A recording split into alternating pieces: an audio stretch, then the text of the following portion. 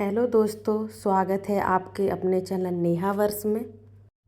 आज हम आपको लेकर आए हैं एक ऐसी जगह में जो जितनी देखने में खूबसूरत है उतनी ही रहस्यमय है।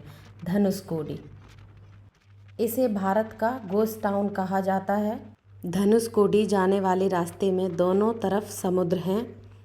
लो अभी हम पहुंच चुके हैं पुराने धनुषकोडी। कभी यहाँ पूरा शहर हुआ करता था, लेकिन 1964 में आए भयानक चक्रवात ने पूरे शहर को तबाह कर दिया। आज यहाँ बस कुछ खंडर बचे हैं जो उस घटना की याद दिलाते हैं। यहाँ वो निशान माने जाते हैं जहाँ भगवान श्री राम ने समुद्र पार करने से पहले कदम रखा था और यहीं से राम सेतु का आरंभ हुआ था।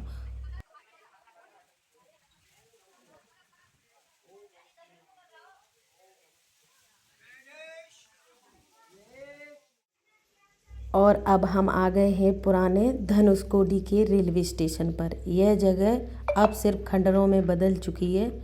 जब आप यहाँ खड़े होते हो तो हवा में एक अजीब सी खामोशी महसूस होती है।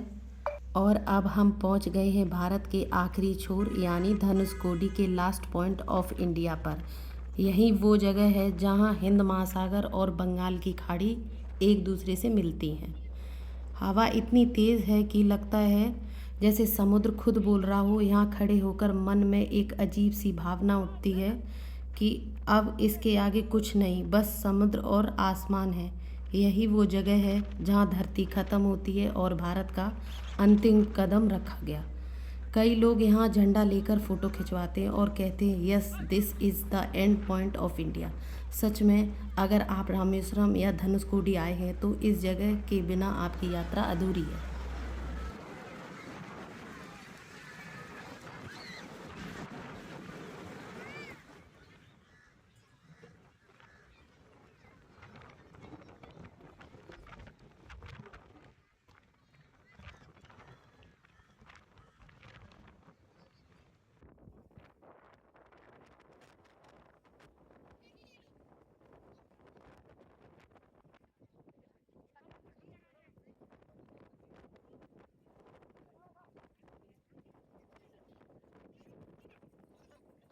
अब हम उस जगह पर हैं जहाँ से राम सेतु की शुरुआत होती है।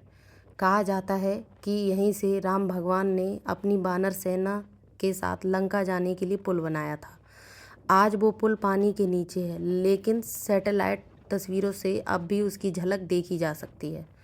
यहाँ खड़े होकर सच में महसूस होता है कि हम इतिहास के बहुत करीब हैं।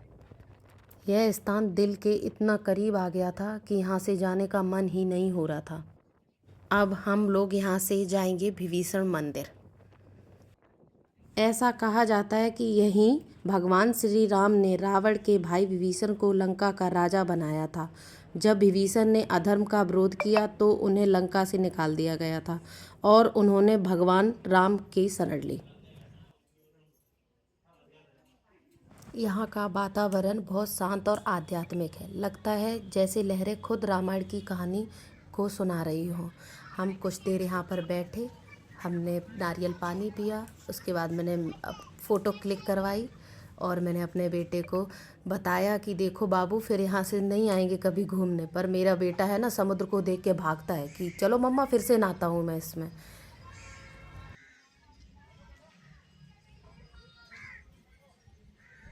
यहाँ से रामेश्वरम लगभग 10 किलोमीटर दूर है।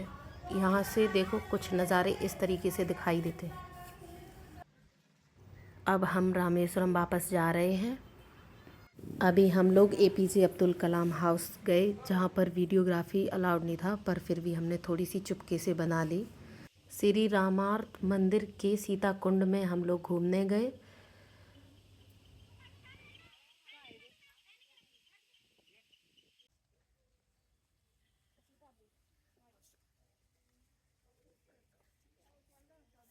अब हम लोग यहाँ से पंचमुखी हनुमान मंदिर जाएंगे जहाँ हमने दर्शन किए।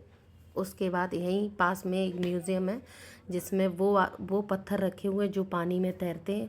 वहाँ फ़ोटोग्राफी अलाउड नहीं थी तो हम फ़ोटो नहीं ले पाए।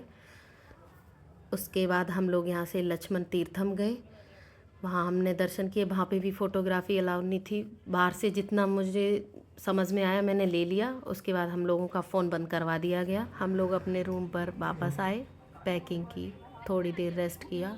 हम लोगों की ट्रेन थी शाम को, वो हम लोग पकड़ कर निकल आए।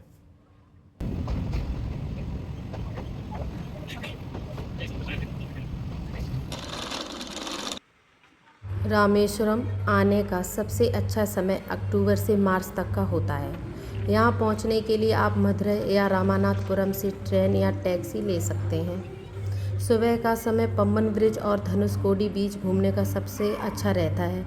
मौसम ठंडा, दृश्य बेहद खूबसूरत होता है। धनुषकोडी में लास्ट पॉइंट तक जाने के लिए आप जिस हिसाब से जितने लोग हैं उस हिसाब से आप अपनी टैक्सी बुक कर सकते हैं और आप वहाँ तक जा सकते हैं। साथ में पानी, टोपी, हल्का स्नैक ज़रूर लेकर जाएं क्योंकि यहाँ दुकानें काफ़ी कम हैं।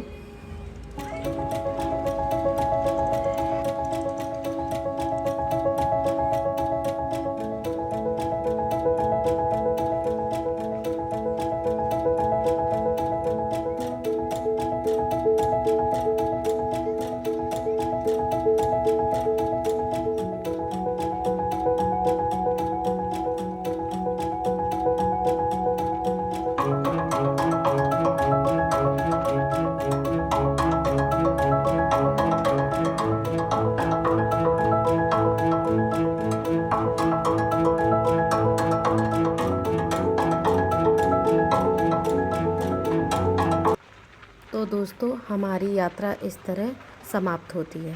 रामेश्वरम की भक्ति, धनुषकोडी की कहानी और इस समुद्र के किनारे भारत के आखिरी छोर तक का ये सफ़र। सच में यहाँ आकर ऐसा लगता है जैसे भगवान श्री राम की हर याद हवा में बसी हो। ये सिर्फ एक जगह नहीं, यहाँ आस्था और इतिहास का संगम है। अगर आपको ये यात्रा पसंद आई हो तो वीडियो को लाइक करें, चैनल को सब्सक्राइब करें और कमेंट में बताएं कि अगली यात्रा हम कहाँ करें। तब तक के लिए जय श्री राम और मिलते हैं अगली यात्रा में नई कहानी के साथ।